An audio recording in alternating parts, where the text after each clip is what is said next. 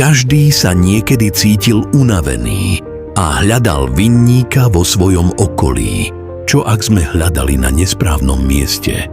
Tak to bolo aj v príbehu učeníka.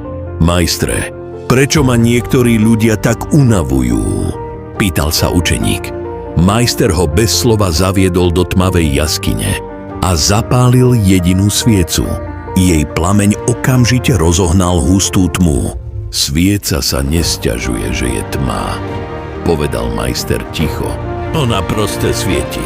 Potom ju jedným dychom zhasol. Keď v sebe zhasneš radosť a nadšenie, aj ten najslnečnejší deň sa ti bude zdať únavný a temný. Myšlienka na dnešný deň. Sme to my, kto určuje jas nášho dňa. Svet okolo nás je často len zrkadlom nášho vnútra.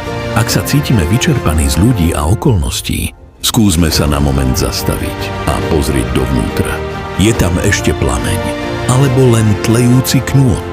Zapáľme svoje vnútro a tiene, ktoré nás strašili, zmiznú samé.